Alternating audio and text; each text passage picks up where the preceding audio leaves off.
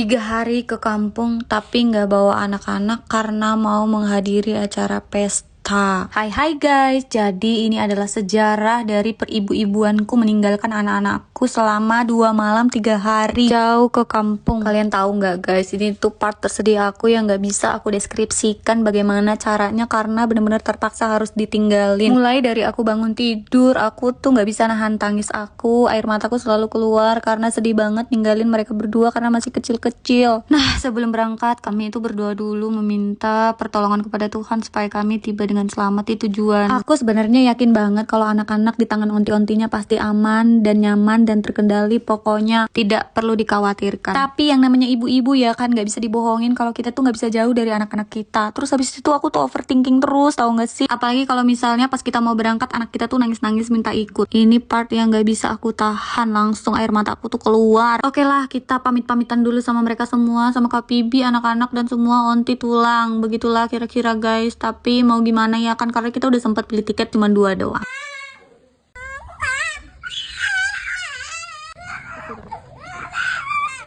Dadah dia. Dadah.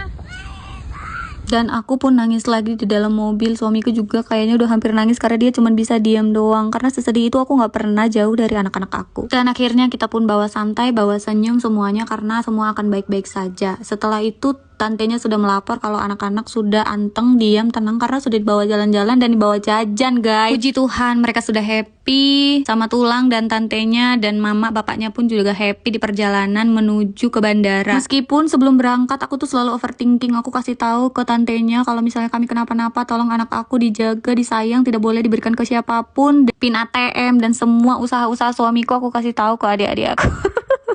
Sampai se-overthinking itu, bayangin lah. By the way, kalian jangan salfok sama koper kami ini ya guys. Meskipun kami cuma 3 hari, tapi koper kami tuh kudu gede-gede karena berencana pengen bawa oleh-oleh dari kampung. Dan juga supaya tempat sepatu aku tuh aman dan tas aku juga aman di dalam koper. Jujur banget nih ya guys, aku tuh manusia paling takut naik pesawat. Entah kenapa sampai sekarang aku nggak berani. Pokoknya kalau aku udah di dalam pesawat, seluruh kehidupan aku, jiwa ragaku kuserahkan sama Tuhan. Supaya Tuhan melindungi kami semua yang ada di dalam pesawat, kru-kru dan juga pesawatnya tetap aman. Nah, sebelum naik pesawat, kita isi dulu perut dengan makanan supaya tidak lapar. Karena dari pagi kita belum makan, sementara pesawat kita berangkat jam 12. Nah, kita sudah sampai ke ruang tunggu. Sementara itu aku bikin konten, suamiku sibuk kerja. Sepertilah kira-kira guys. Meskipun kita dalam perjalanan, tapi kalau masalah kerja wajib dilakukan. Itulah ya kan, demi cuan guys, apapun kita lakukan yang penting halal. Aku bilang ke suamiku selama 2 jam perjalanan di dalam pesawat itu aku tuh bener-bener gak tenang, gundah gulana. Pas di dalam pesawat itu goyang-goyang